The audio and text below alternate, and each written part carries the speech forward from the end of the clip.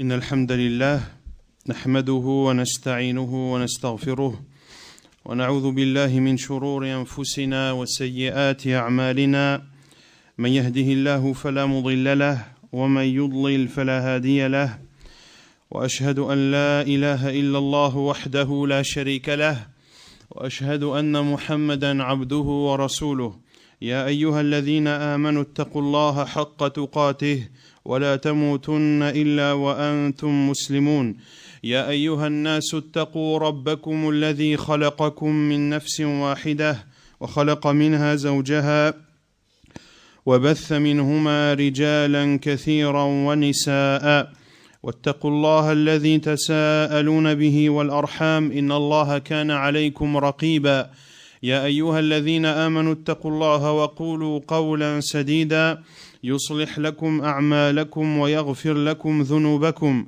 ومن يطع الله ورسوله فقد فاز فوزا عظيما أما بعد فإن أصدق الحديث كتاب الله تعالى وخير الهدي هدي محمد صلى الله عليه وسلم وشر الأمور محدثاتها وكل محدثة بدعة وكل بدعة ضلالة وكل ضلالة في النار. فموضوع هذه المحاضرة الشهرية هي مواقيت الصلاة وأخذت مضمون هذه المحاضرة من رسالة للعلامة الفقيه الشيخ محمد ابن صالح العثيمين رحمه الله تعالى فقد ألف رسالة في هذا الموضوع. Donc, le sujet de la conférence mensuelle de ce mois de décembre 2013 a pour titre les horaires de prière.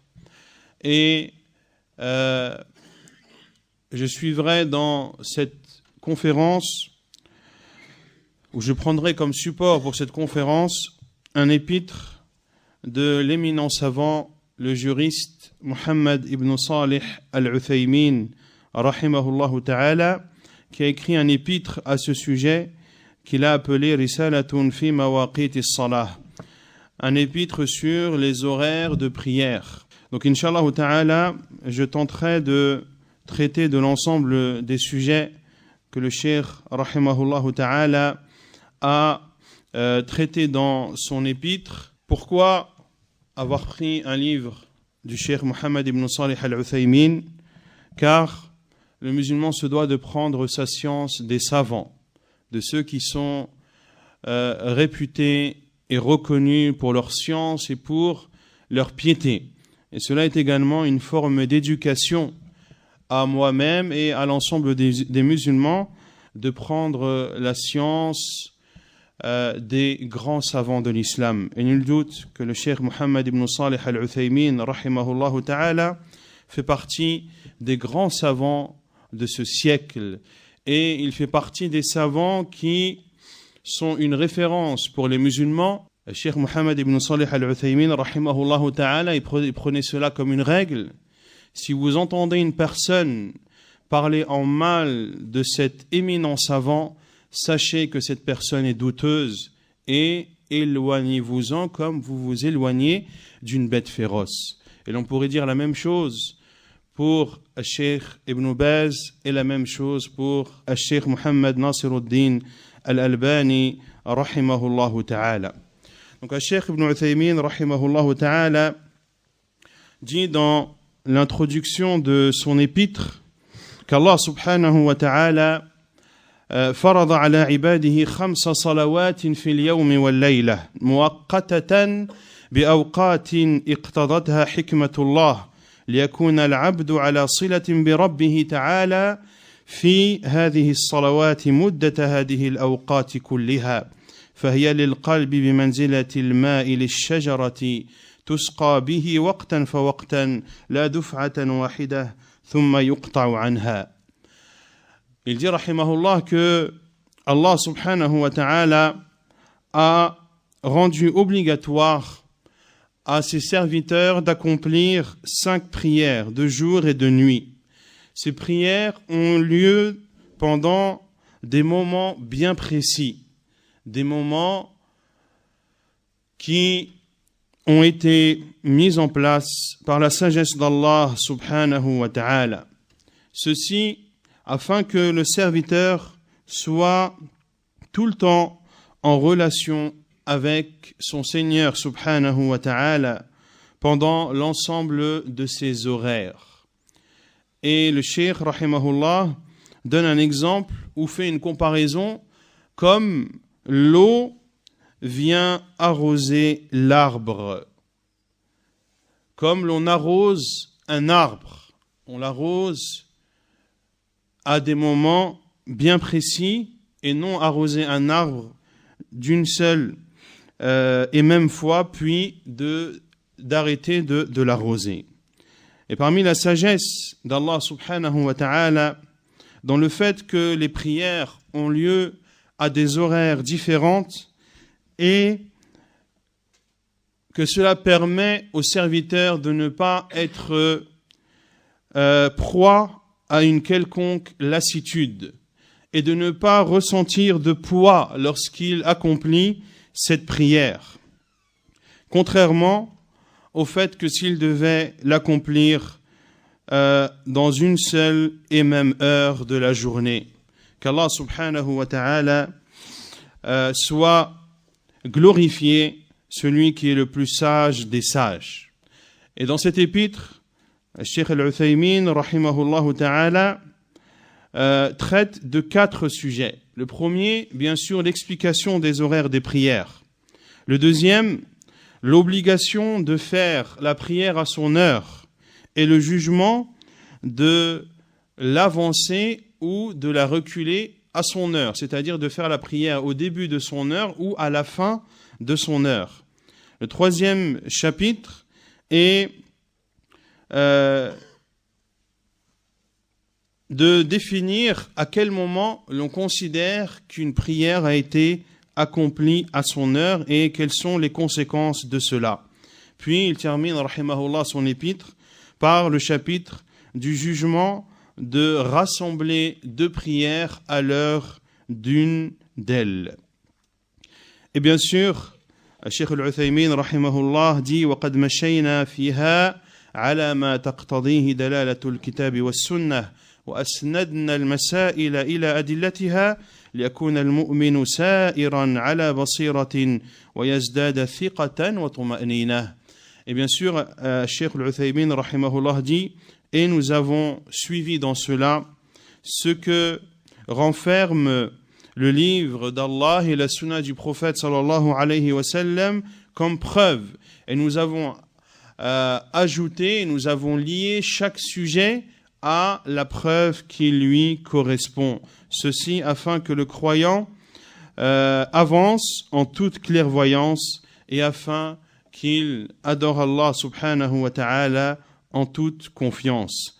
Et c'est à Allah azza wa jal que nous demandons de nous raffermir et il demande à Allah azza wa jal de mettre dans cet épître le bien et la bénédiction pour lui et pour l'ensemble des musulmans. ثم قال رحمه الله الفصل الأول في بيان مواقيت الصلاة قال تعالى وأنزلنا إليك الذكر لتبين للناس ما نزل إليهم ولعلهم يتفكرون وقال تعالى ونزلنا عليك الكتاب تبيانا لكل شيء وهدى ورحمة وبشرى للمسلمين. L'explication des heures des prières. Allah subhanahu wa ta'ala dit dans Surat An-Nahl, le verset 44, « Et vers toi, c'est-à-dire vers toi, ô Muhammad, nous avons fait descendre le Coran pour que tu exposes clairement aux gens ce qu'on a fait descendre pour eux, c'est-à-dire le Coran, et afin qu'ils réfléchissent. » Et il dit Azza wa Jal dans Surat An-Nahl, toujours cette même sourate, les abeilles, le verset 89, et nous avons fait descendre sur toi le livre comme un exposé explicite de toutes choses, ainsi qu'un guide, une grâce et une bonne annonce aux musulmans. Donc, il n'y a pas une chose dont les serviteurs ont besoin dans leur religion ou dans leur vie mondaine. Il n'y a pas une chose qui existe pour laquelle ils ont besoin de connaître le jugement sans qu'Allah Azza wa Jal ne l'ait explicité dans son livre ou à travers la sunna de son prophète sallallahu alayhi wa sallam. Car la sunna du prophète sallallahu alayhi wa sallam vient expliquer le Coran et vient le détailler. De même que la sunna vient restreindre les généralités du Coran. Comme le Coran restreint lui-même les généralités. Autrement dit, lorsqu'il y a lorsqu'il y a un sujet général, eh bien, ce jugement général peut être précisé ou peut être spécifié soit par une sunna, soit par le Coran ou par l'ijma', comme cela est connu dans la science de usul al-fiqh.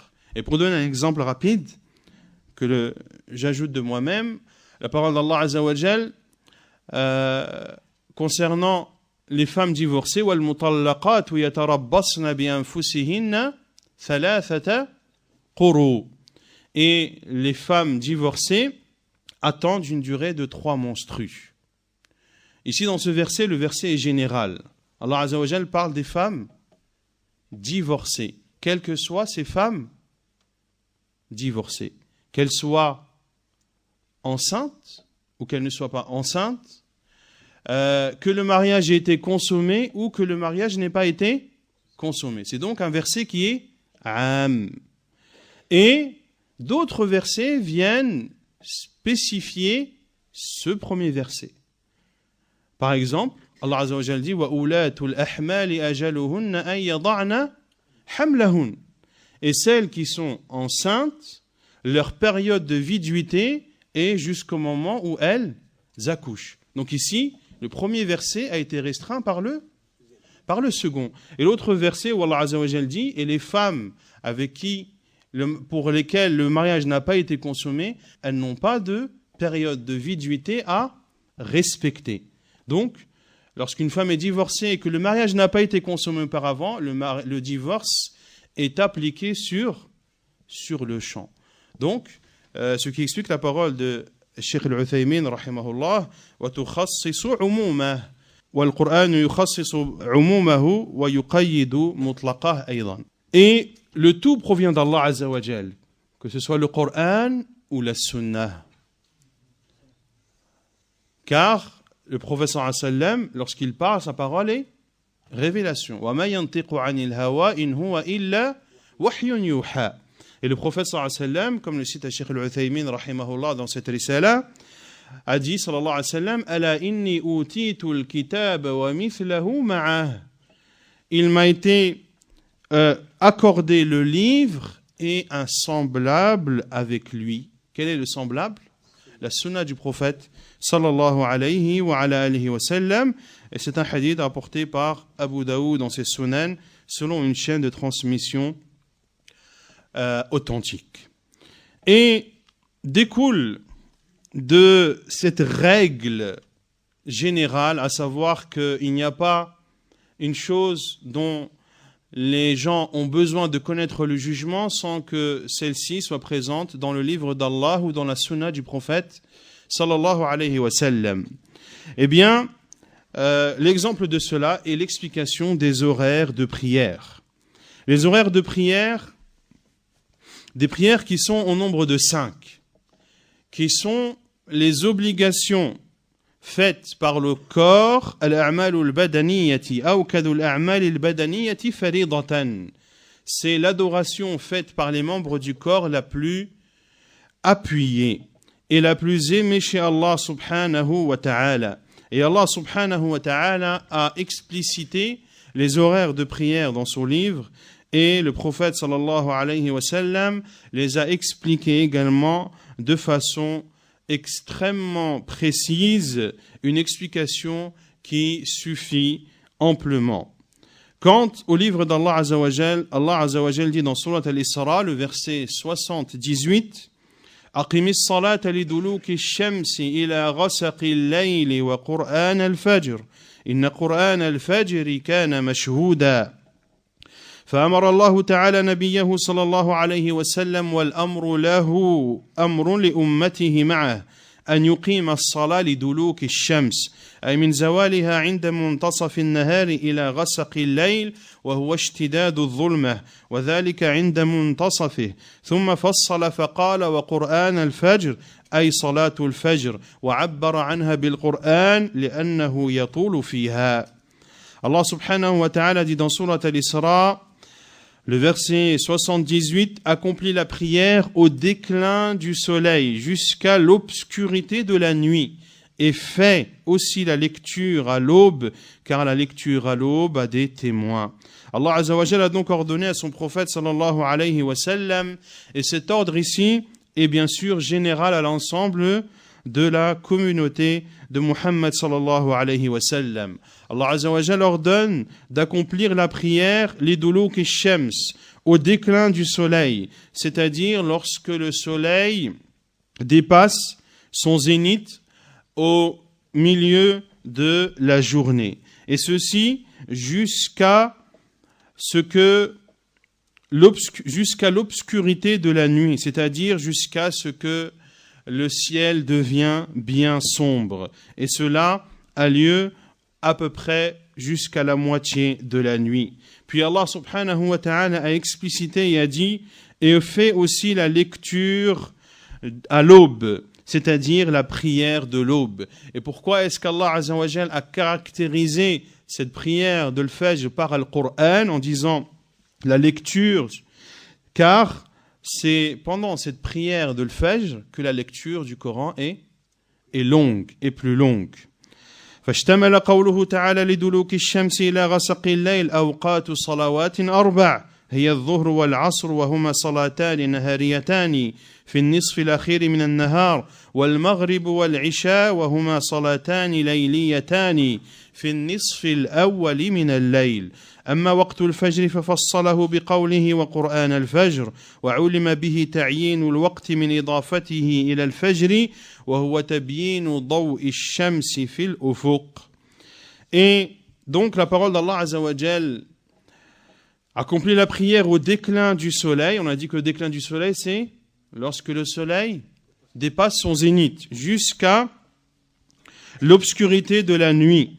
Cette parole d'Allah Azza wa Jal englobe 4 prières, que sont les prières de Dhuhr, de l'Asr, qui sont 2 prières qui sont accomplies en journée, et notamment pendant la deuxième moitié de la journée.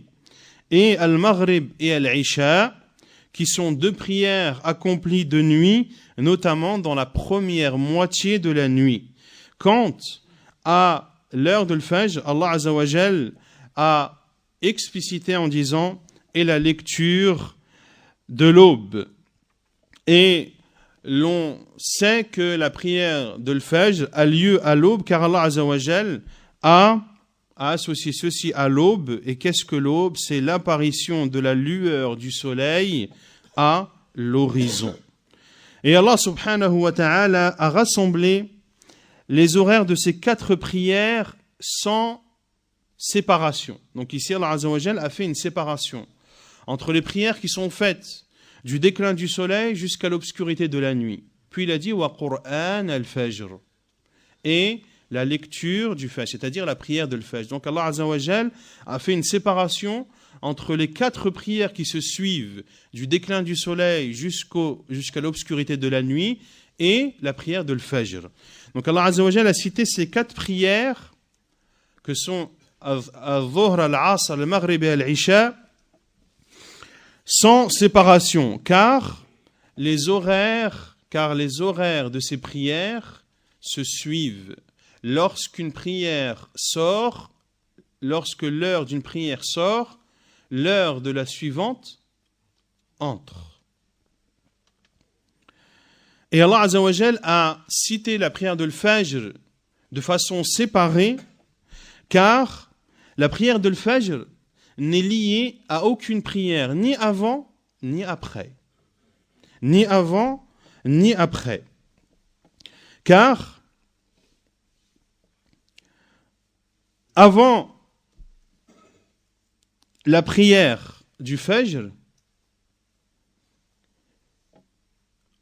on a vu que la prière qui précède Al-Fajr, c'est la prière de l'Isha. Mais la prière de l'Isha s'arrête, l'heure de la prière de l'Isha s'arrête à la moitié de la nuit. Donc, entre la deuxième moitié de la nuit et le Fajr, il n'y a aucune prière. Pareil, après la prière de l'Fajr, on a vu que la prière de Dhuhr commence lorsque le soleil dépasse son zénith. Donc, entre la prière de l'Fajr et la première moitié de la journée, il n'y a aucune prière. Pour cela qu'Allah subhanahu wa ta'ala a cité la prière de l'Fajr de façon indépendante.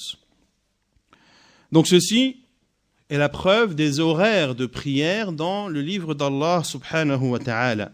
أما في السنة ففي صحيح مسلم عن عبد الله بن عمرو بن العاص رضي الله عنهما أن النبي صلى الله عليه وسلم قال وقت الظهر إذا زالت الشمس وكان ظل الرجل كطوله ما لم يحضر العصر ووقت العصر ما لم تصفر الشمس ووقت صلاة المغرب ما لم يغب الشفق ووقت صلاة العشاء إلى نصف الليل الأوسط ووقت صلاة الصبح من طول الفجر ما لم تطلع الشمس. Quant à la sunna du prophète sallallahu alayhi wa sallam,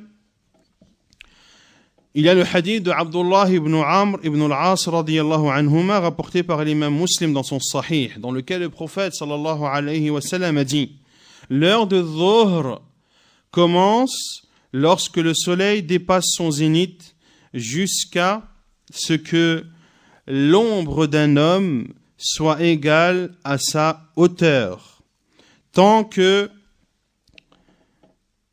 la prière de l'Asr n'entre pas. Et la prière de l'Asr a lieu, c'est-à-dire commence du moment où l'ombre de l'homme est égale à sa taille jusqu'à ce que le soleil devienne très jaunâtre. Et l'heure de la prière du Maghrib a lieu tant que ne disparaît pas le crépuscule rouge. Et la prière de l'Isha s'étend jusqu'à la moitié de la nuit. Et la prière de Subh a lieu de l'apparition du Fajr, de l'aube, jusqu'à ce que le soleil se lève.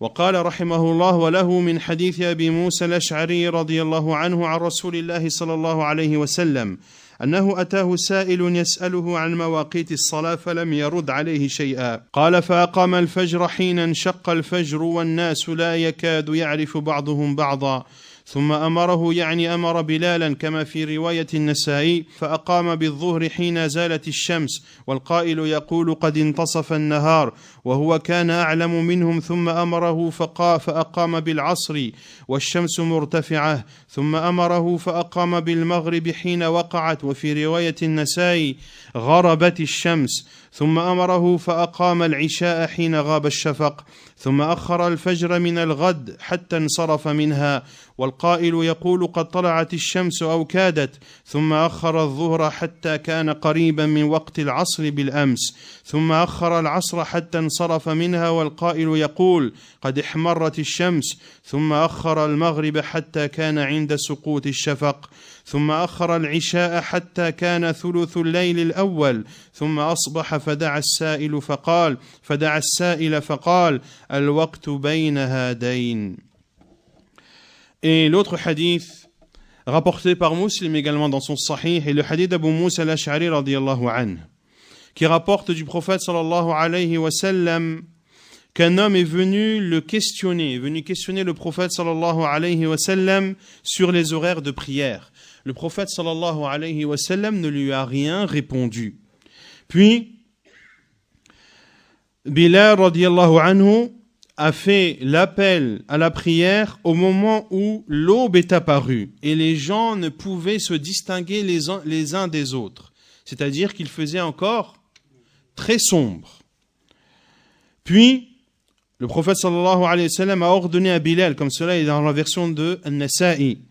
Puis le prophète sallallahu alayhi wa sallam a ordonné à Bilal de faire l'adhan de Dhuhr lorsque le soleil a dépassé son zénith.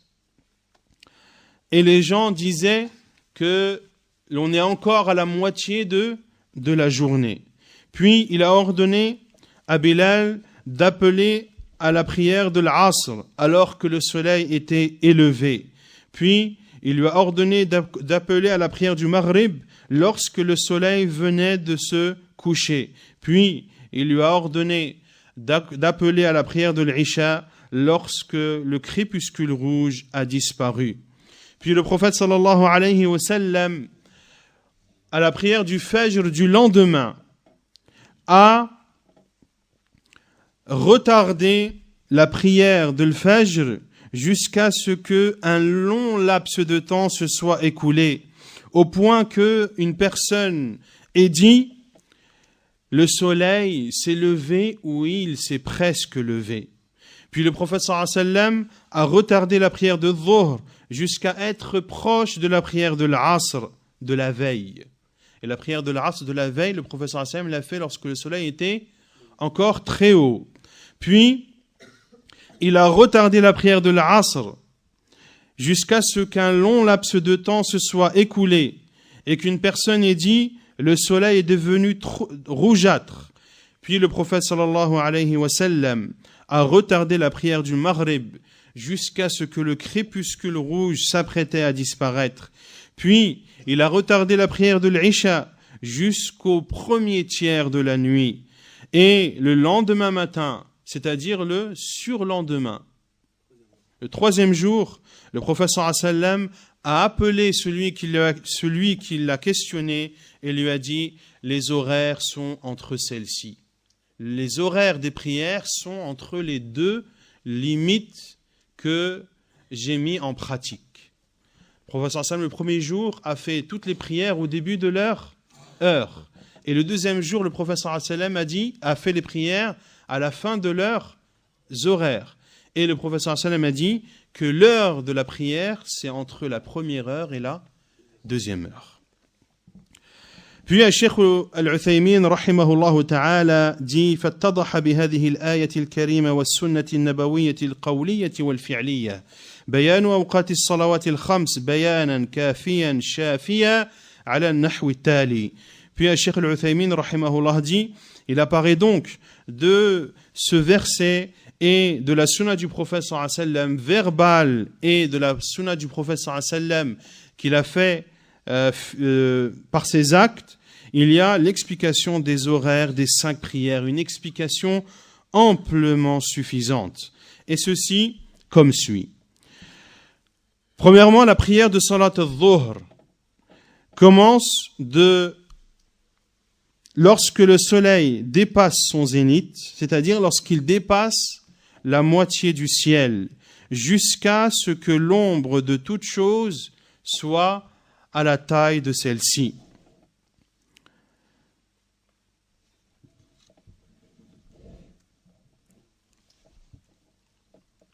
Et l'explication de cela est que lorsque le soleil se lève, l'ombre de chaque chose est grande.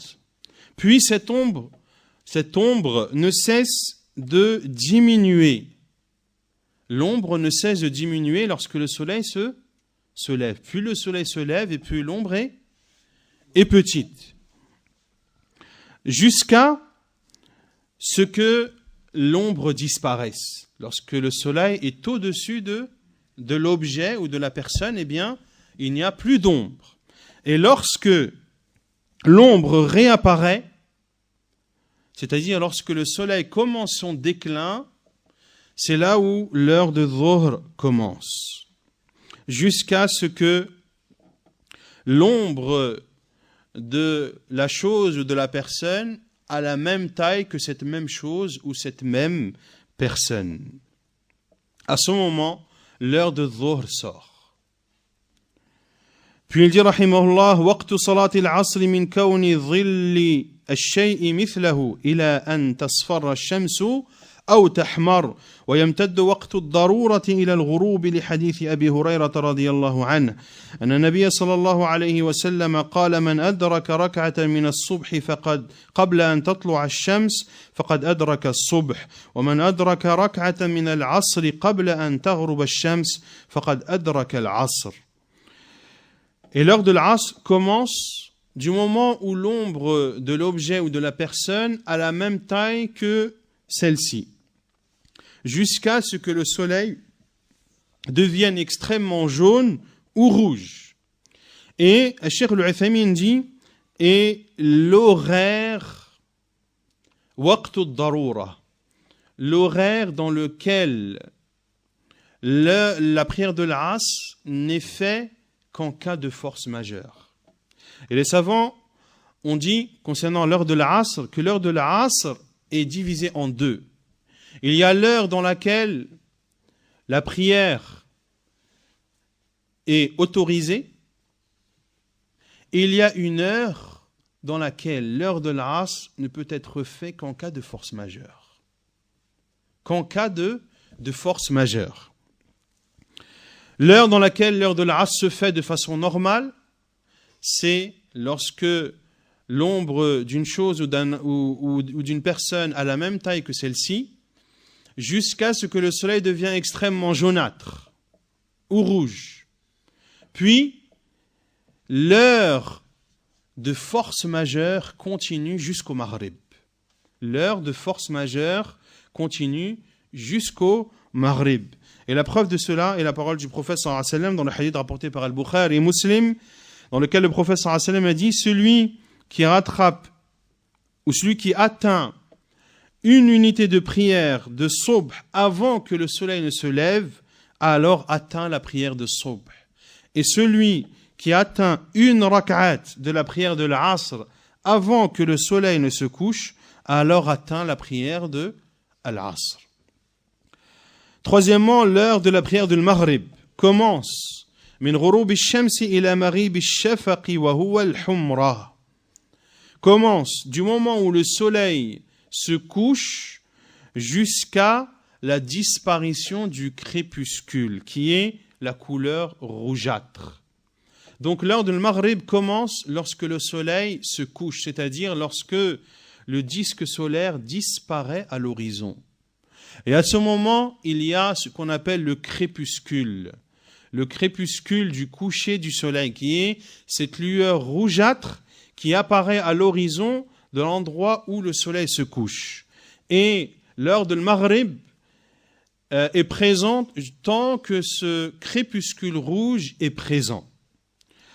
ووقت صلاة العشاء الآخرة من مغيب الشفق إلى نصف الليل ولا يمتد وقتها إلى طلوع الفجر لأنه خلاف ظاهر القرآن وصريح السنة حيث قال تعالى أقم الصلاة لدلوك الشمس إلى غسق الليل ولم يقل إلى طلوع الفجر وصرحت السنة بأن وقت العشاء ينتهي بنصف الليل كما رأيت في حديث عبد الله بن عمرو رضي الله عنهما. La prière de l'Isha commence lorsque le crépuscule rouge disparaît jusqu'à la moitié de la nuit. Et l'heure de l'Isha ne s'étale pas jusqu'à l'apparition de l'aube, car cela est contraire au Coran et à la sunna du prophète sallallahu alayhi wa sallam. Contraire au Coran, car Allah azza wa jalla a dit, accomplit la prière du déclin du soleil jusqu'à l'obscurité de la nuit. Allah azza wa jalla n'a pas dit jusqu'à l'apparition de l'aube. Et également parce que le sunna du prophète sallallahu alayhi wa sallam a été clair dans le fait que la fin de la prière de l'Isha est la moitié de la nuit, comme cela est rapporté dans le hadith que l'on a cité précédemment, le hadith de Abdullah ibn Amr radiyallahu anhuma. ووقت صلاة الفجر من طلوع الفجر الثاني وهو البياض المعترض في الأفق الشرقي الذي ليس بعده ظلمة إلى طلوع الشمس. Et l'heure de la prière de l'Fajr commence de l'apparition de la deuxième aube, Al-Fajr al-Thani. Ici, Cheikh Al-Uthaymin, rahimahullah, fait allusion à Al-Fajr al-Sadiq et Al-Fajr al-Kadhib, qu'il y a deux aubes. Il y a l'aube véridique et l'aube mensongère. Et ici, l'aube qui, lorsqu'elle apparaît proclame l'heure de l'entrée de la prière de l'Fajr, c'est l'aube véridique, c'est la deuxième aube, celle qu'a décrit Cheikh Al-Uthaymin en disant c'est cette lueur blanche horizontale qui apparaît à l'horizon est, et qui n'est pas suivie de ténèbres. Et ceci jusqu'au lever du soleil. Car les savants disent que la différence entre l'aube mensongère et l'aube véridique. L'aube mensongère est une aube dont la lueur n'est pas horizontale mais verticale. Ce sont des traits verticaux. Et après cette lueur blanche, ces traits verticaux, eh bien, il y a cette lueur blanche est suivie de ténèbres, c'est-à-dire qu'il y a la nuit qui revient par la suite. Et celui qui voit cette aube a l'impression que c'est la première aube. Celui qui ne fait pas attention ou qui ne connaît pas considère que c'est la première aube, que c'est l'aube véridique alors que c'est une aube mensongère. Et l'aube véridique, elle est reconnue par une lueur horizontale qui couvre l'horizon est. Pourquoi est? Car le soleil se lève à l'est et se couche à l'ouest. Et cette lueur blanche n'est plus suivie de ténèbres. C'est-à-dire que lorsqu'elle apparaît, eh bien, elle ne cesse de grandir jusqu'à ce que le soleil se lève. Puis, Cheikh Rahimahullah dit que ces horaires de prière concernent des endroits dans lesquels le jour et la nuit se succèdent dans un laps de temps de 24 heures. Que le jour et la nuit soient de même durée ou que l'un ou l'autre soit plus petit ou plus grand. Ici, ces horaires qui ont été cités concernent des endroits dans lesquels le jour et la nuit se succèdent pendant une durée de 24 heures. Que la durée de la journée soit égale à la durée de la nuit, ou que la durée du jour est plus courte que la durée de la nuit, ou que la durée de la nuit est plus courte que la durée du jour. À partir du moment où le jour et la nuit se succèdent en 24 heures, eh bien, l'on met en application ces horaires de prière. Puis, Cheikh Rahimahullah donne des explications sur les endroits dans lesquels le jour et la nuit ne se succèdent pas dans une durée de 24 heures. Et pour vous résumer ce que dit Cheikh Al-Uthaymin, Rahimahullah ta'ala, il dit que lorsque le jour et la nuit ne se succèdent pas dans une durée de 24 heures, il y a deux cas de figure.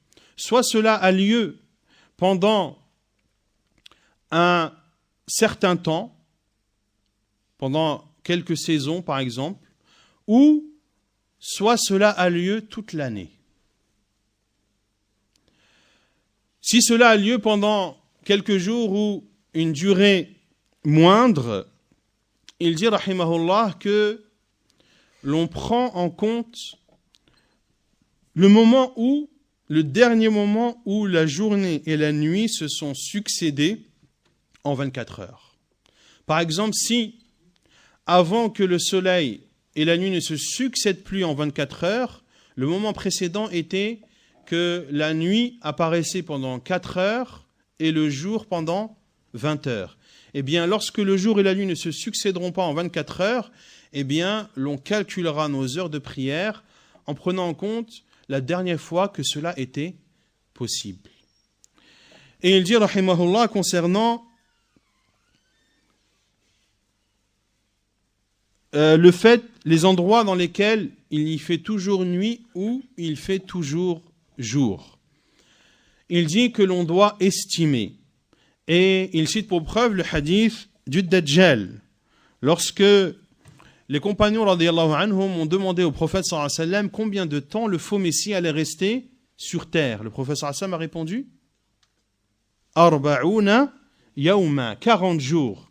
Puis le prophète sallallahu alayhi wa sallam a dit Yawmun ka sana, wa yawmun ka shahr, wa yawmun ka jumu'ah, wa sa'iru ayyamihi ka ayyamikum. Qalu ya Rasulallah, فذلك اليوم الذي كسنه أتكفينا فيه صلاة يوم قال لا أقدر له قدره professeur sallam a dit 40 jours. Un jour comme une année.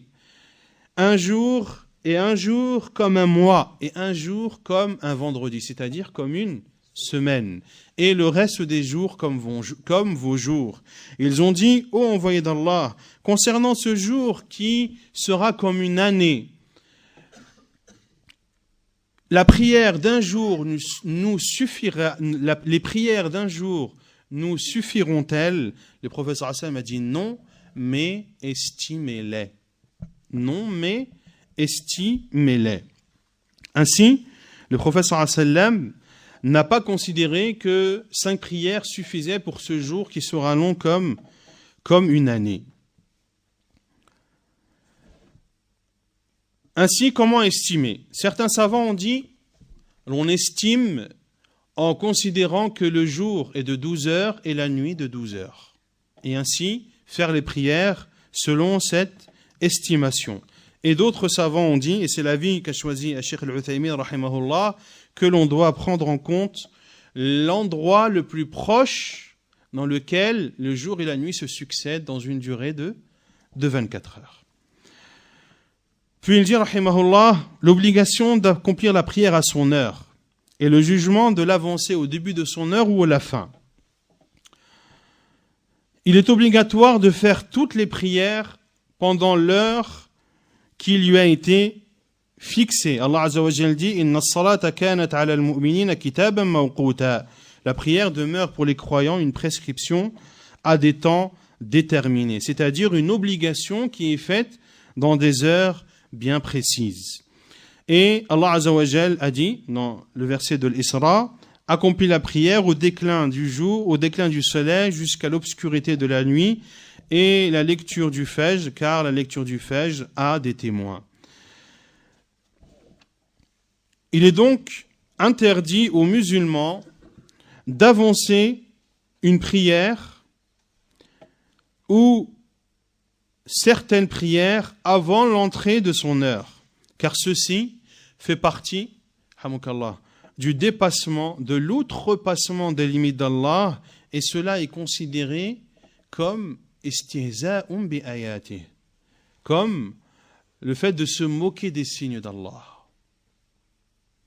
Celui qui n'accomplit pas ses prières à l'heure, qui les fait avant son heure ou après, a commis 2 péchés. Le premier, d'avoir outrepassé les limites d'Allah, car Allah Azza wa Jalla a tracé les limites en définissant les horaires des prières, et cela est considéré également comme une moquerie vis-à-vis des signes d'Allah Azza wa Jalla. Puis il dit, rahimahullah, que celui qui fait cela, c'est-à-dire celui qui fait une prière avant son heure, et qu'il est excusé, soit par son ignorance, par son oubli ou par son insouciance, alors il n'a pas de péché. Il aura la récompense de la prière qu'il aura accomplie en dehors de son heure, mais il devra la faire lorsque son heure entrera. Il devra la faire lorsque son heure entrera.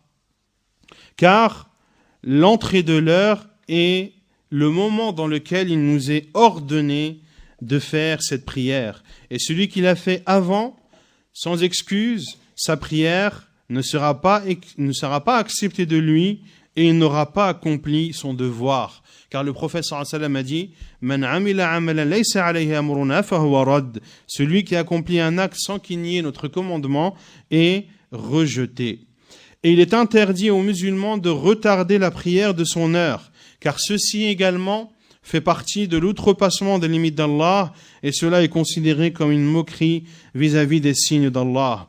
Et celui qui fait cela, sans excuse, a commis un péché, sa prière est rejetée et n'est pas acceptée, et n'est pas considéré comme ayant accompli son devoir. Ceci pour preuve le hadith de Aïcha radiyallahu anha que l'on a cité précédemment, dans lequel le prophète sallam dit qu'un acte qui est accompli sans qu'il n'y ait notre commandement est rejeté.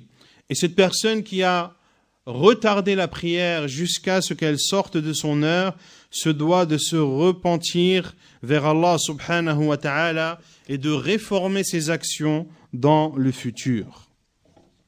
Et s'il retarde sa prière avec une excuse, que ce soit un sommeil ou un oubli ou une occupation qu'il pensait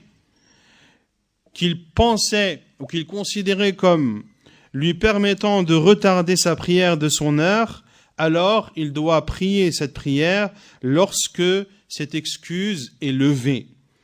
Et la preuve est le hadith de Anas radiyallahu anhu, lorsque le prophète sallallahu alayhi wa sallam a dit: Man nasiya salatan falyusalliha idha dhakaraha la kaffarata lahu illa dhalik. Wa fi riwaya man nasiya salatan aw nama anha.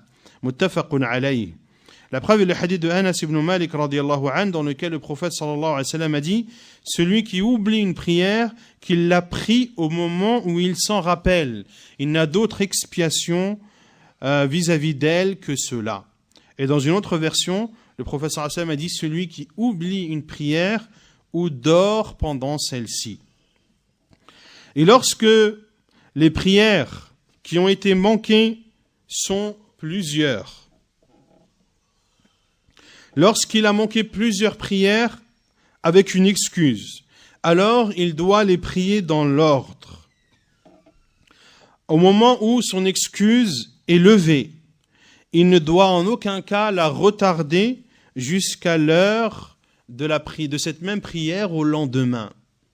Ainsi, celui qui par excuse n'a pas prié al-dhuhr al-asr, par exemple, et que lorsque son excuse valable est levée, il doit d'abord prier al-dhuhr, puis al-asr. Il ne doit pas dire: je rattraperai la prière de dhuhr que j'ai ratée aujourd'hui à l'heure du dhuhr du lendemain. Et la preuve est le hadith de Jabir ibn Abdillah radiyallahu anhu, dans lequel il dit que le prophète sallallahu alayhi wa sallam fi ghazwati al-Khandaq tawadda'a ba'dama gharabat ash-shams fa salla al-asra thumma salla ba'daha al-maghrib. Que le prophète sallallahu alayhi wa sallam, et le hadith rapporté par al-Bukhari et Muslim, dans la bataille de al-Khandaq, qui est aussi appelée Ghazwat al-Ahzab, que le prophète sallallahu alayhi wa sallam a fait ses ablutions après que le soleil se soit couché. Puis il a prié al-Asr et a prié par la suite al-Maghrib. Et dans l'autre verset, et dans l'autre hadith, شغلونا عن صلاة الوسطى صلاة العصر ملأ الله قلوبهم نارا. Qu'Allah remplisse leur tombe de feu. Ils nous ont occupés à faire la prière de l'Asr, la prière médiane, la prière de l'Asr. Lorsque les polythéistes ont encerclé le prophète sallallahu alayhi wa sallam, et les musulmans devaient faire face à l'ennemi, et ceux-ci les avaient occupés à faire la prière de l'Asr à son heure jusqu'à ce que le soleil se soit couché. Il y a donc une preuve dans ce hadith qu'une prière qui est passée doit être priée comme elle est priée à son heure.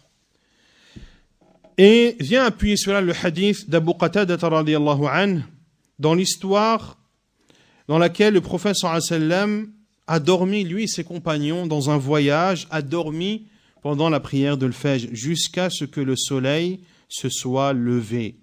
في قصة نومه مع النبي صلى الله عليه وسلم في سفر عن صلاة الفجر حتى طلعت الشمس قال ثم أذن بلال بالصلاة فصلى رسول الله صلى الله عليه وسلم ركعتين ثم صلى الغداة فصنع كما يصنع كل يوم. Et dans cette histoire rapportée par Muslim dans son Sahih, lorsque le prophète sallallahu alayhi wa sallam, dans un des voyages, a dormi, lui et ses compagnons, radiyallahu anhum, jusqu'à, comme le cite le hadith, jusqu'à ce qu'ils aient été réveillés par la lumière du soleil. Puis Bilal, radiyallahu anhu, a fait l'appel à la prière.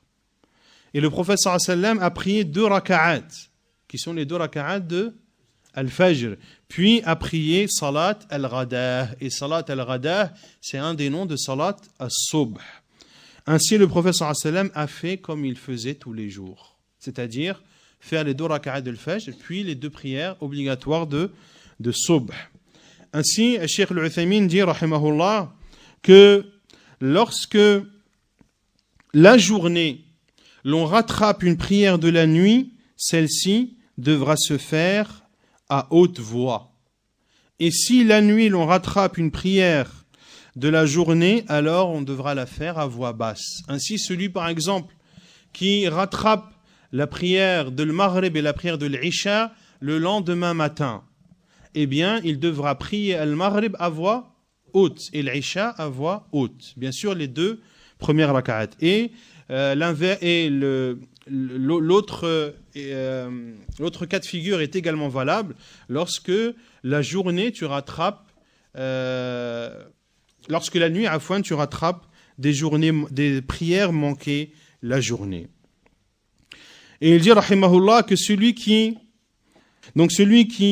n'a pas accompli les prières, qu'il a manquées par excuse, il ne les a pas accomplies dans l'ordre, il n'y a pas de mal à cela. Et celui qui ne savait pas qu'il avait oublié, qu'il n'avait pas accompli une prière jusqu'à avoir accompli celle qui la suit.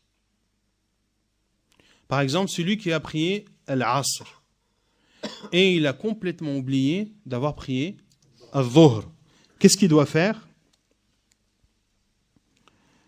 Sallaha wa lam yu'id allati ba'daha. Il prie celle qu'il a oubliée sans refaire celle qui la suit. Sans refaire celle qui la suit. Autrement dit, dans l'exemple que l'on a donné, il prie salat al-Dhuhr sans refaire la prière de l'Asr. La parole et la preuve est la parole d'Allah Azza wa Jal, Rabbana la tu'akhidhna in nasina aw akhta'na. Ou Allah, ne nous prend pas en compte si nous oublions ou nous nous trompons. Et les savants ont dit, comme le cite Cheikh al-Uthaymin rahimahullah, que lorsque la prière que tu n'as pas accomplie, que tu as oubliée, lorsque tu t'en rappelles au moment où la prière suivante, ou l'heure de la prière suivante s'apprête à sortir, alors tu dois prier la prière actuelle et non pas la retarder, car dans ce cas tu auras retardé 2 prières au lieu d'une.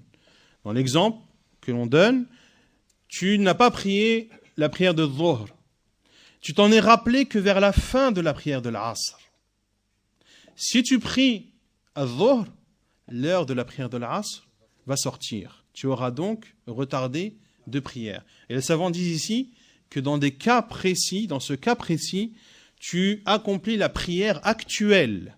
Tu fais al-Asr pour la faire à son heure. Puis, tu la fais suivre de la prière de Dhuhr. Puis il dit, rahimahullah, que le mieux est d'avancer la prière et d'accomplir la prière au début de son heure. Car c'est ce qu'a fait le prophète sallallahu alayhi wa sallam. Et cela est considéré comme le fait d'accourir vers le bien et de s'empresser d'accomplir son devoir.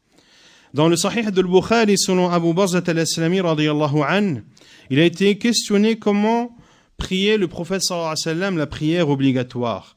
Il a répondu كان يصلي الهجير التي تدعونها الأولى حين تضحض الشمس وفي رواية إذا زالت الشمس ويصلي العصر ثم يرجع أحدنا إلى رحله في أقصى المدينة والشمس حية.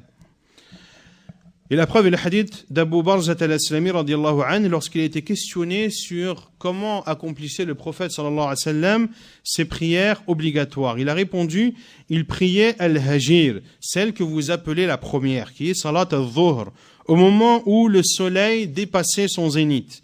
Et il priait al-Asr. Puis l'un d'entre nous avait le temps de revenir chez lui à l'autre bout de Médine alors que le soleil était encore vif. Autrement dit, dans ce hadith, le prophète sallallahu alayhi wa sallam a accompli la prière de Dhuhr et la prière de l'Asr au début de leurs heures.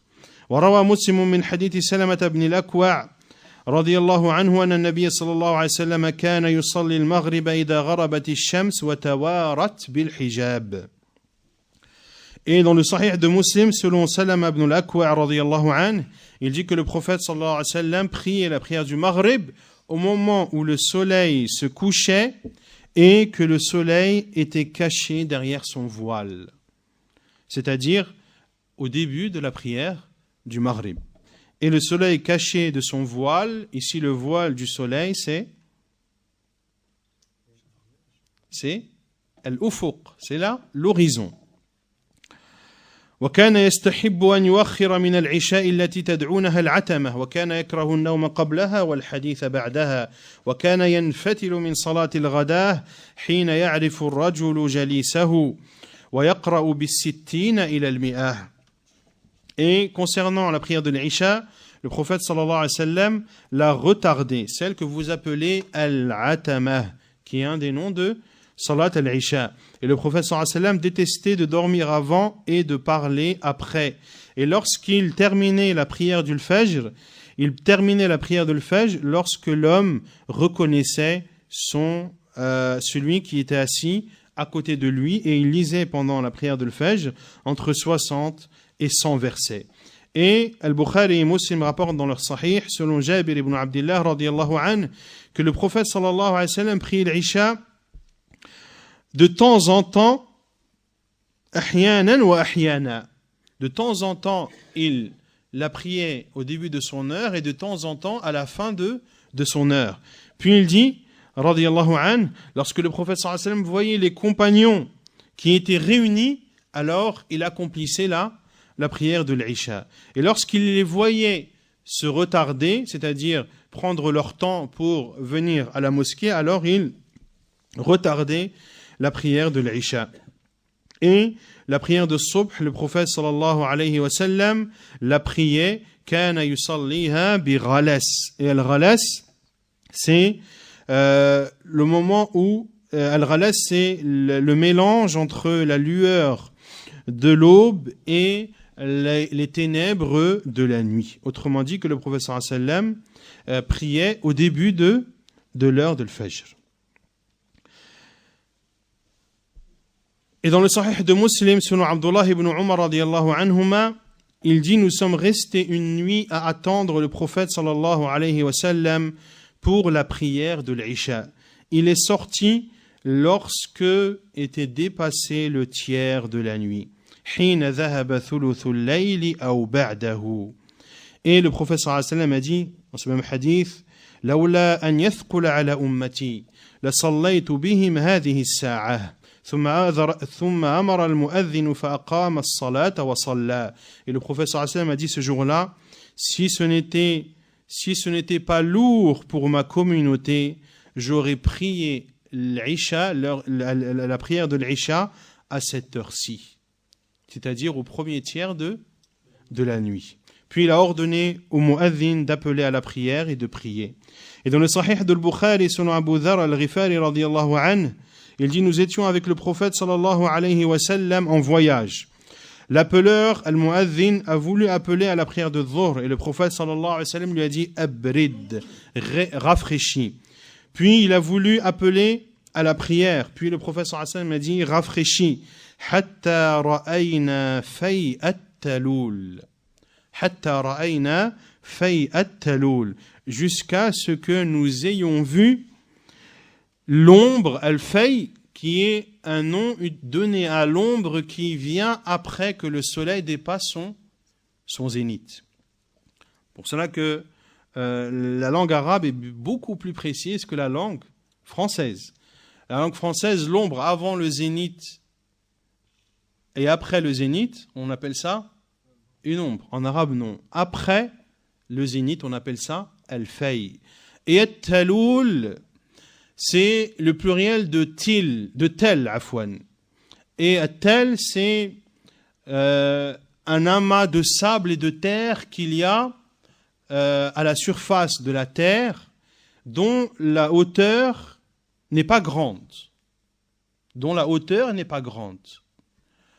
Or, ce que l'on comprend de ce hadith du prophète sallallahu alayhi wa sallam, lorsque les compagnons ont dit jusqu'à ce que nous ayons vu l'ombre qui a lieu après que le soleil ait dépassé son zénith, l'ombre de ces petits amas de sable et de terre. Car une chose, plus elle est grande, et mieux on voit son ombre. Et plus elle est petite, et moins l'on voit son ombre. Pour voir l'ombre d'une chose qui n'est pas haute, il faut que le soleil se soit bien descendu. Autrement dit, qu'ici, Le prophète sallallahu alayhi wa sallam a prié lorsque un long laps de temps s'est écoulé après que le soleil ait dépassé son zénith. Et le prophète sallallahu alayhi wa sallam a dit par la suite: Inna shiddat al-harri min fihi jahannam, min fayhi jahannam, min fayhi jahannam, fa idha ishtadda al-harra fa abridu bis-salah. Puis il a dit sallallahu alayhi wa sallam: la forte chaleur provient des émanations de l'enfer. Lorsque la chaleur est forte, alors retardez la prière jusqu'à ce que le temps se rafraîchisse. Puis Cheikh al-Uthaymin rahimahullah dit qu'il y a dans ces hadiths la preuve que la sunnah est de s'empresser à accomplir la prière au début de son heure, hormis deux prières.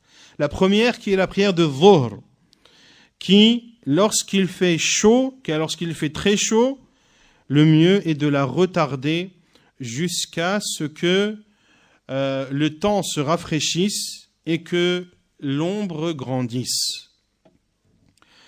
La deuxième prière est la prière de l'Isha, qui est retardée jusqu'au premier tiers de la nuit, sauf s'il y a dans cela une contrainte.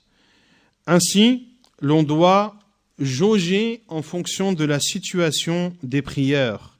Si l'imam voit les gens rassemblés, alors il prie. S'il les voit retardés, alors il retarde.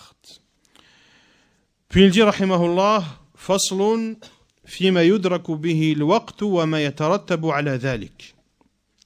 À partir de quand la prière est-elle considérée comme accomplie à son heure et ce qui découle de cela comme jugement?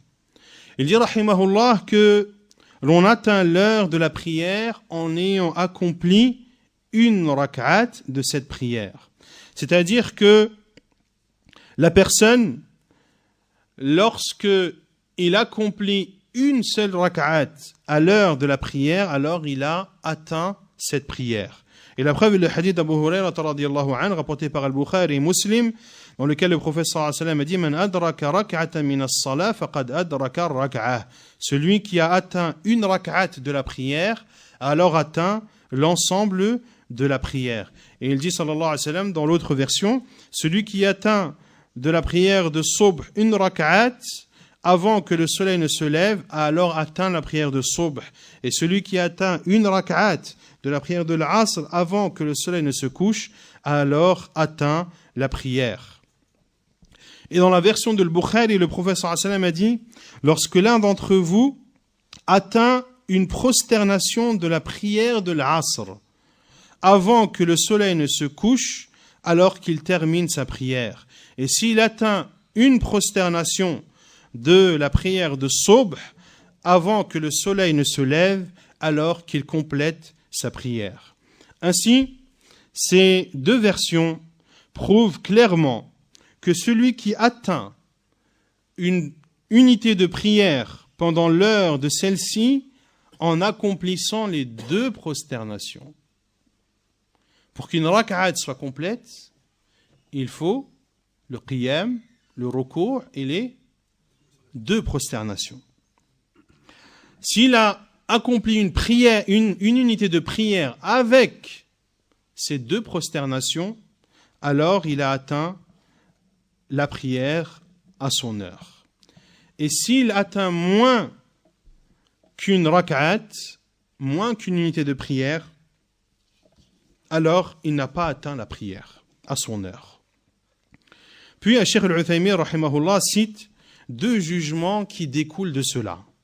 Le premier, que celui qui atteint une unité de prière à l'heure de la prière, alors c'est comme s'il avait accompli toute la prière à son heure. Car celui qui accomplit une unité de prière à son heure, il est possible que, si c'est la prière de l'Asr par exemple, les trois autres unités, il ne les a pas fait à l'heure de l'Asr. Mais à partir du moment où il a accompli une rak'at entière, alors il est considéré comme avoir accompli l'ensemble de sa prière à l'heure. Il dit, rahimahullah, que cela ne signifie pas qu'il est autorisé de retarder une partie de la prière, de son heure, vis-à-vis de l'autre. Mais qu'il est obligatoire de faire l'ensemble de la prière à son heure. Car certains peuvent vous dire, oui, dans ce cas, ce qui est obligatoire, ce n'est pas de faire toute la prière à l'heure, c'est juste une partie. Non. Il y a des cas particuliers et des cas généraux. Pour celui qui, parce qu'il a une excuse valable, a pu avoir une seule rak'at à son heure et le reste en dehors de l'horaire, alors sa prière est valable. Mais cela ne signifie pas qu'il est autorisé de retarder une partie de la prière à son heure. Et la preuve est le hadith rapporté par l'imam Muslim dans son Sahih, le hadith de Anas radiyallahu anhu, qui dit qu'il a entendu le prophète sallallahu alayhi wa sallam dire « Tilka salatul munafiq, yajlisu yarqubu ash-shamsa hatta idha kanat bayna qarnay shaytan, qama fanaqaraha arba'a, la yadhkuru Allah fiha illa qalila » Il dit sallallahu alayhi wa sallam, cette prière est la prière de l'hypocrite. Il s'assied en scrutant le soleil jusqu'à ce que le soleil se trouve entre les cornes du diable, et dans l'autre hadith que le soleil se couche entre les cornes du diable.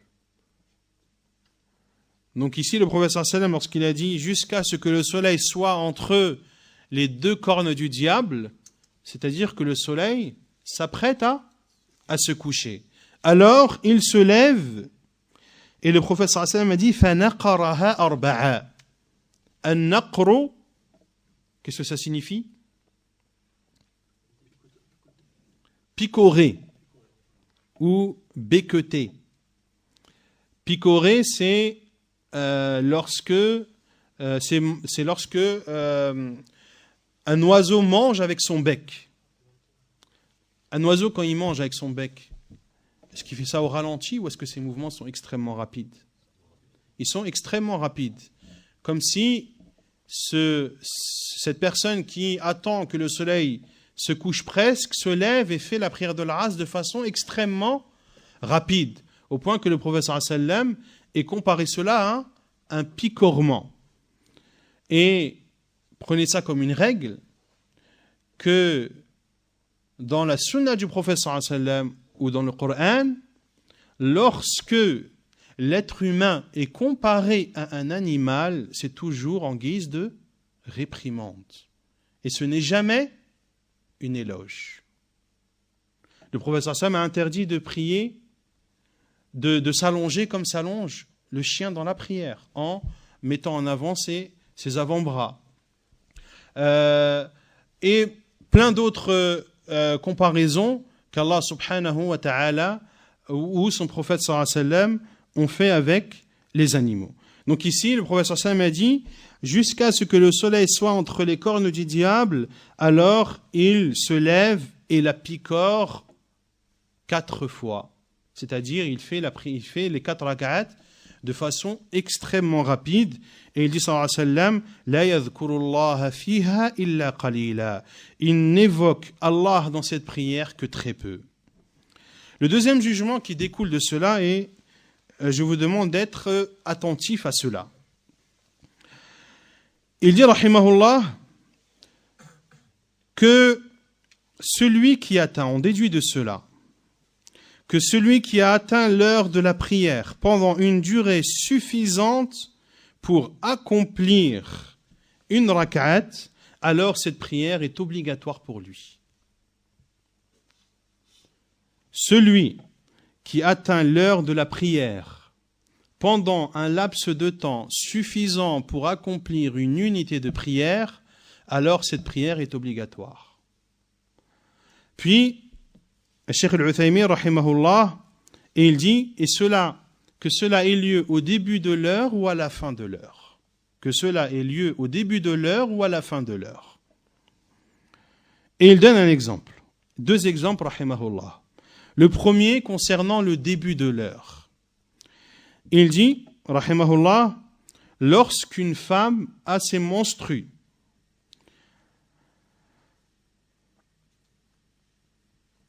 ba'da ghurub ash-shams, lorsque la femme a ses menstrues après que le soleil se soit couché, d'une durée dans laquelle il est possible de faire une unité de prière ou plus, et qu'elle n'a pas prié le maghrib, alors elle devra la rattraper au moment où elle se purifiera. La femme, quand elle a ses menstrues, elle n'a plus le droit de prier. Le soleil s'est couché. Quelques minutes plus tard, la femme a ses menstrues. Donc, elle ne peut plus prier. Mais ce laps de temps entre le coucher de soleil et le moment où elle a eu ses menstrues était suffisant pour accomplir une rak'at ou plus. Si elle accomplit la prière, tant mieux. Si elle n'a pas accompli la prière, elle devra rattraper cette prière lorsqu'elle se purifiera. Cela concerne le début de l'heure. Puis, il donne, rahimahullah, l'exemple de la fin de l'heure. Lorsqu'une femme devient pure avant le lever de soleil, avant le lever du soleil, d'une durée qui est suffisante pour accomplir une unité de prière ou plus, alors elle devra accomplir la prière du Fajr. Là, c'est une femme qui a déjà ses menstrues. Elle est à la fin de sa durée des menstrues et elle devient pure quelques minutes avant que le soleil ne se lève. Donc avant que le soleil se lève, on est encore pendant l'heure du Fajr. Puis, elle devient pure. Elle devient pure quelques minutes avant le lever du soleil. Alors, lorsqu'elle se purifie, car pure ne veut pas dire purifier. Une femme pure, c'est une femme qui n'a pas ses menstrues. Et une femme purifiée, c'est une femme qui a fait le ghusl après. Pour cela qu'Allah Azza wa Jalla dit dans Surat Al-Baqarah, hatta yathurn, jusqu'à ce qu'elle se purifie, jusqu'à ce qu'elle devienne pure. فَإِذَا تَطَهَّرْنَ فَأْتُوهُنَّ مِنْ حَيْثُ أَمَرَكُمُ اللَّهُ. Et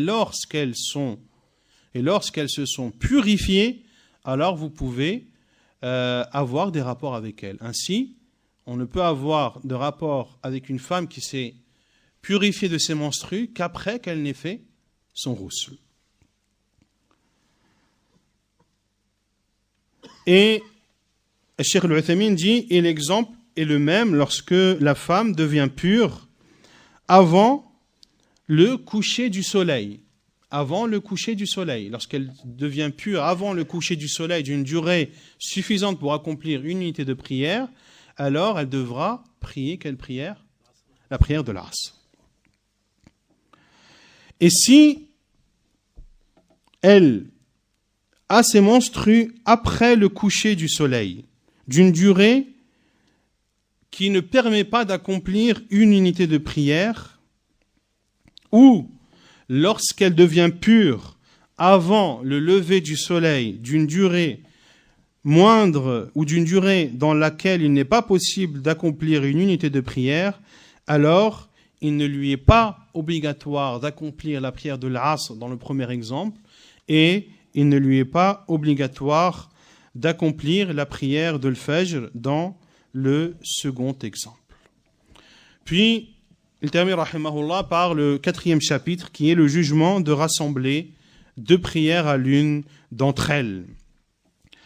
Il a été cité dans les chapitres précédents l'obligation d'accomplir chaque prière à son heure qui a été définie, et que cela est la base. Mais il y a certaines situations qui demandent de rassembler entre deux prières.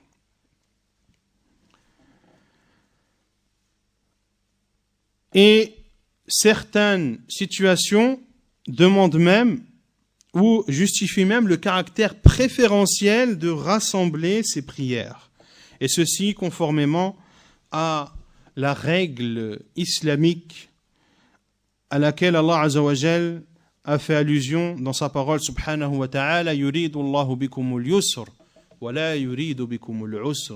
Allah veut pour vous la facilité et ne veut pas pour vous la difficulté. Et il dit aussi subhanahu wa ta'ala dans le verset 78 de sourate Al-Hajj, c'est lui qui vous a élu et il ne vous a imposé aucune gêne dans la religion. Et dans le Sahih de Bukhari, sur Abu Huraira radiyallahu anhu, le prophète sallallahu alayhi wa sallam a dit Inna ad-dina yusr, cette religion est facilitée. Walan yushadda ad-dina ahadun illa ghalabah. Et nulle personne qui veut rendre difficile la religion sans qu'elle ne prenne le dessus sur lui. Et dans le hadith d'Abu Moussa al-Ash'ari radiyallahu anhu, lorsque le prophète sallallahu alayhi wa sallam envoyait quelqu'un parmi ses compagnons, il disait Bashiru wa la tunaffiru wa yassiru wa la tu'assiru. Annoncez la bonne nouvelle et ne faites pas fuir, facilitez et ne rendez pas difficile. Lorsque cela est connu, eh bien la sunna du prophète sallallahu alayhi wa sallam est venue avec le rassemblement entre deux prières, entre la prière de Dhuhr et l'Asr ou la prière de Al-Maghrib et Al-Isha à l'une d'entre elles, et ceci dans plusieurs circonstances. La première circonstance, en état de voyage, que ce soit un voyage dans lequel la personne se déplace ou dans lequel la personne ne se déplace pas.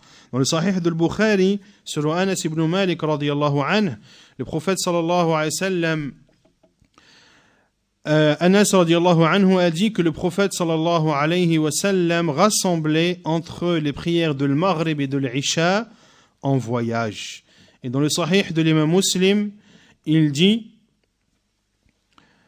également, dans le hadith de Anas, que le prophète sallallahu alayhi wa sallam, lorsqu'il voulait rassembler entre deux prières en voyage, il retardait la prière de Dhuhr hatta yadkhula awwal waqt al-'asr thumma yajma'u baynahuma. Il retardait la prière de Dhuhr jusqu'à ce qu'entre le début de l'heure de l'Asr et il rassemblait entre les deux. Donc, le retient de ces hadiths que le prophète sallallahu alayhi wa sallam rassemblait entre deux prières, qu'il soit en déplacement pendant son voyage, wa huwa nazil, qu'il ne soit pas sans être en déplacement pendant son voyage.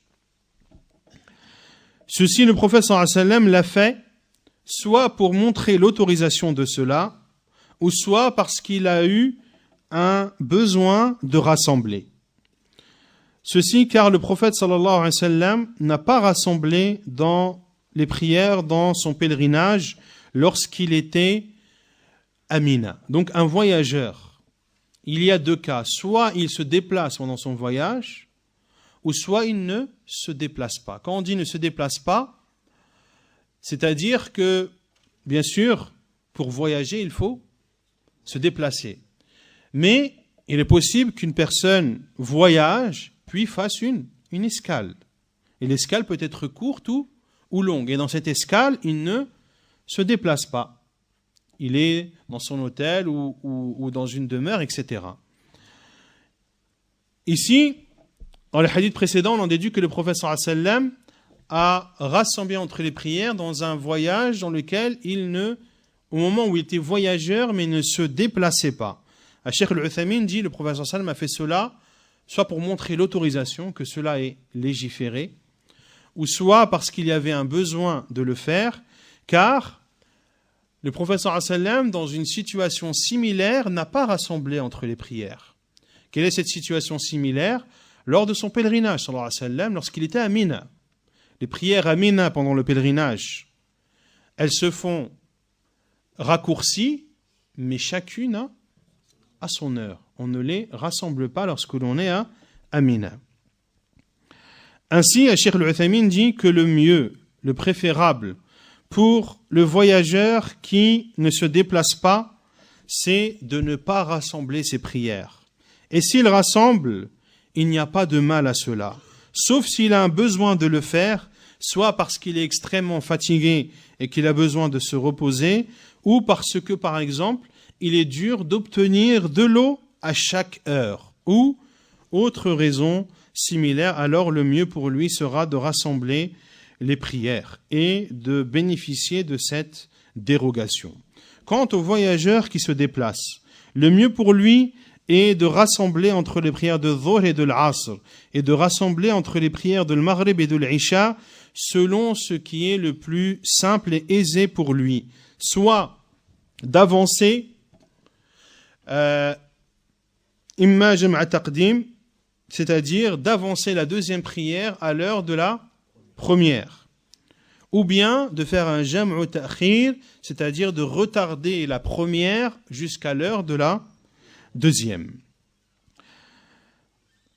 Il est rapporté dans les deux sahih de Bukhari et de Muslim selon Anas ibn Malik radiyallahu anhu que le prophète sallallahu alayhi wa sallam, lorsqu'il partait en voyage avant que le soleil ne dépasse son zénith, il retardait al-Dhuhr jusqu'à l'heure de l'Asr, puis il s'arrêtait et rassemblait entre les deux.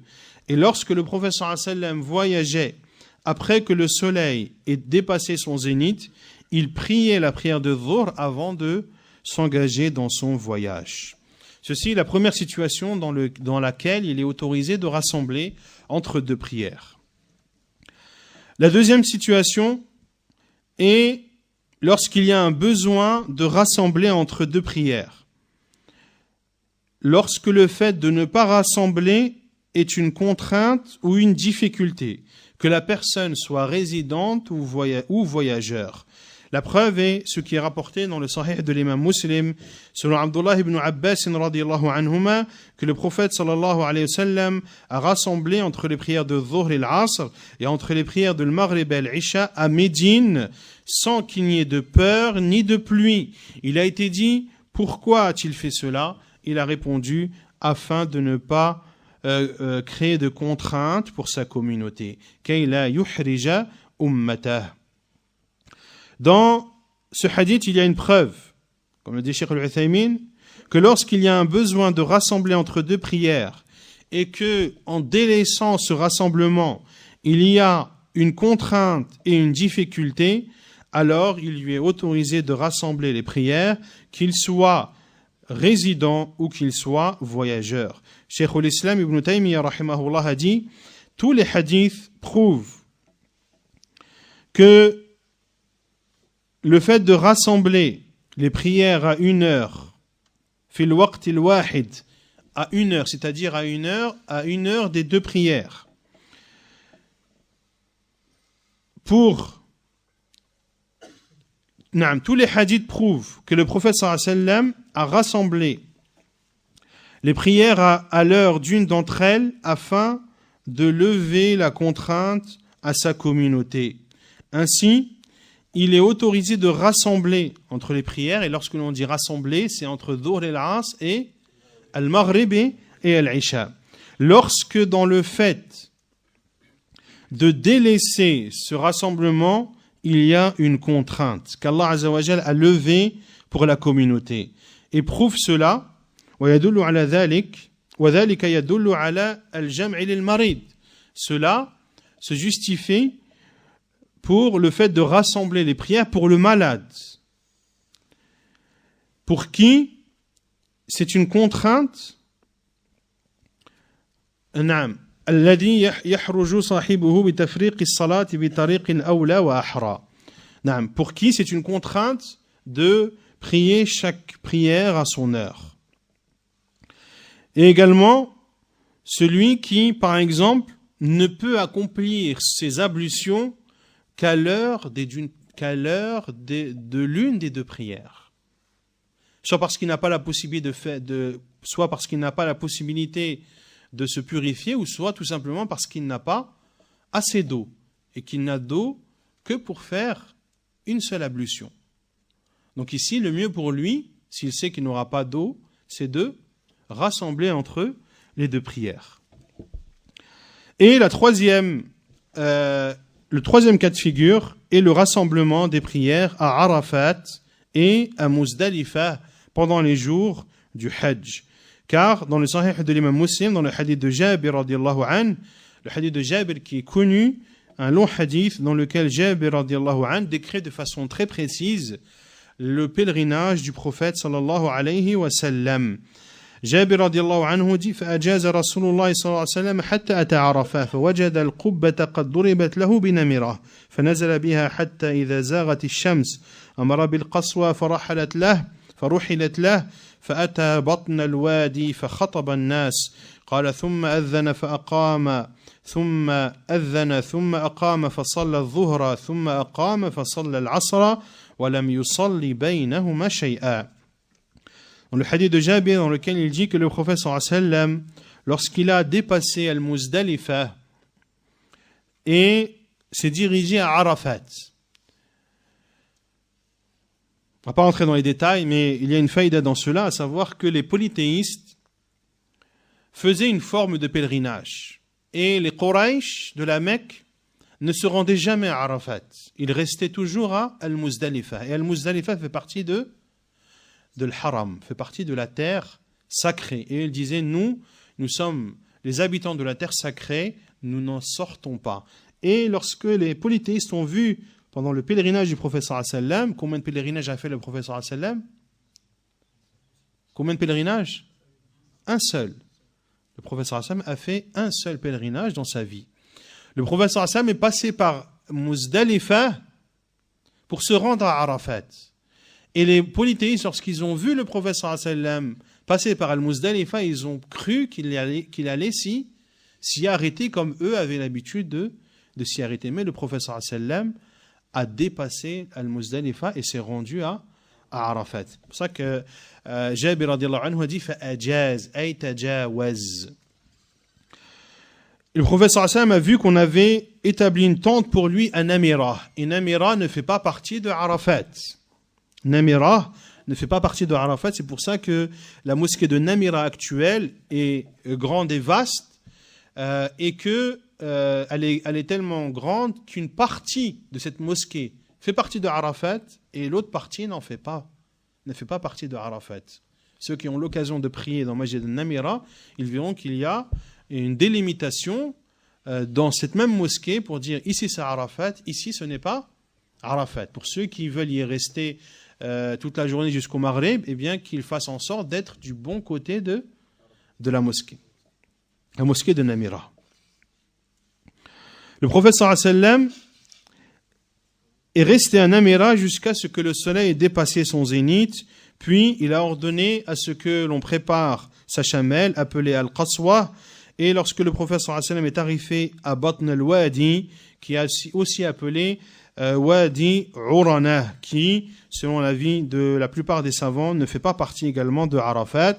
Puis le prophète sallallahu alayhi wa sallam a fait son discours et a prié la prière de Dhuhr et la prière de l'Asr en les rassemblant. Cela prouve que les prières se rassemblent à Arafat. Et la preuve pour Al-Muzdalifa est le hadith de Oussama ibn Zayd radiallahu anhu qui a accompagné le prophète sallallahu alayhi wa sallam dans son déplacement de Arafat à Al-Muzdalifa. Et le hadith est apporté par Al-Bukhari et Muslim lorsque Oussama ibn Zayd radiallahu anhu a dit que lorsque le prophète sallallahu alayhi wa sallam est arrivé à Al-Muzdalifa, il a fait ses ablutions, puis la prière de Maghrib. On a appelé à la prière de Maghrib, le prophète sallallahu alayhi wa sallam a prié la prière de Maghrib, puis chaque personne a installé sa chamelle, c'est-à-dire dans l'endroit où il allait l'attacher. Thumma uqimatil isha. Puis la prière de l'Isha a été appelée, le prophète sallallahu alayhi wa sallam l'a prié et n'a rien prié entre les deux. Dans le hadith de Jabir également, il cite, radiyallahu anhu, qu'Al-Muzdalifa, le prophète sallallahu alayhi wa sallam, a accompli les prières de Maghrib et de l'Isha avec un seul adhan et 2 iqamat. Cheikh Al-Uthaymin, rahimahullah, dit que dans ces deux hadiths du prophète sallallahu alayhi wa sallam, il y a la preuve que les prières se rassemblent à Arafat entre Al-Dhuhr et Al-Asr, Jam'a Taqdim, à l'heure de Dhuhr. Et à Al-Muzdalifa, l'on rassemble entre le Maghrib et l'Isha à l'heure de l'Isha. Et Cheikh Al-Uthaymin dit que nous avons cité cela car les savants ont divergé sur la raison, le pourquoi du rassemblement des prières du prophète sallallahu alayhi wa sallam à Arafat et à Muzdalifa. Certains savants ont dit que le prophète sallallahu alayhi wa sallam a rassemblé parce qu'il était voyageur. Et Cheikh Al-Uthaymin dit wa fihi nazar. Et cela est discutable car le prophète sallallahu alayhi wa sallam n'a pas rassemblé les prières à Mina. Alors que il était voyageur. Il a été dit que c'est parce que le prophète sallallahu alayhi wa sallam était en état de sacralisation. Et il dit aussi, rahimahullah, Cheikh Al-Uthaymin, que cela est discutable. Car si c'était à cause du fait qu'il soit en état de sacralisation, le prophète sallallahu alayhi wa sallam aurait rassemblé les prières du moment où il était en état de sacralisation. Et d'autres ont dit al-maslahatu wal-haja. Ceci a été fait par le prophète sallallahu alayhi wa sallam par besoin et l'il-maslaha, parce qu'il y avait un intérêt dans cela. Et Cheikh Al-Uthaymin dit wa huwa al-aqrab. Cela est le plus proche de la vérité, car le prophète sallallahu alayhi wa sallam a rassemblé entre Dhuhr et l'Asr à Arafat, car il y allait avoir un long laps de temps dans lequel les pèlerins vont se mettre debout et invoquer Allah subhanahu wa ta'ala. Et les gens étaient nombreux, ainsi ils étaient amenés à se disperser à Arafat, car Arafat est vaste. Et les gens se dispersent à Arafat pour invoquer leur Seigneur subhanahu wa ta'ala. Et si on devait les appeler pour qu'ils se réunissent et pour prier ensemble, cela aurait été une difficulté pour eux.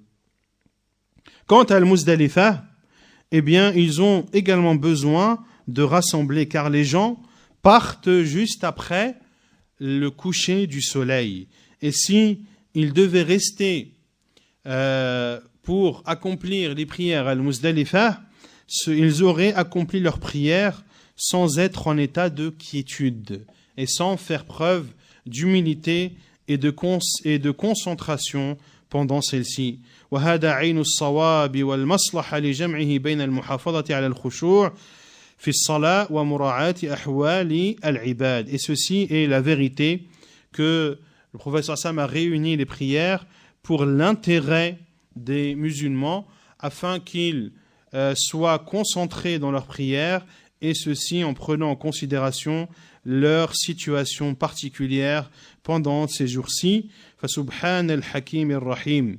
Qu'Allah Azza wa Jal soit purifié de tout sage, de tout miséricordieux, et nous demandons à Allah Azza wa Jal de nous accorder sa miséricorde et sa sagesse, et la louange appartient au Seigneur des mondes, et que la prière d'Allah soit sur son prophète Muhammad sallallahu alayhi wa sallam, la meilleure de ses créatures, sur sa famille et ses compagnons et ceux qui l'auront suivi jusqu'à la fin des temps. Ainsi se termine cet épître de Cheikh Muhammad ibn Salih al-Uthaymin, qu'il a écrit, rahimahullah, le 15 du mois de Rabi' al-Awwal de l'année 1400. Autrement dit, ça fait à quelques mois près, combien d'années? 35 ans que Cheikh rahimahullah a écrit cet épître. Nas'al Allah azza wa jal an yaghfira lahu wa an yarhamah wa an yaktuba lahu al-ajra wa al-thawab wa an yafsuha lahu fi qabrih wa yaj'alahu rawdatan min riyad al-jannah. إنه ولي ذلك والقادر عليه وصلى الله وسلم وبارك على نبينا محمد وعلى آله وصحبه أجمعين وآخر دعوانا أن الحمد لله رب العالمين. Qu'Allah vous récompense pour votre attention et votre patience.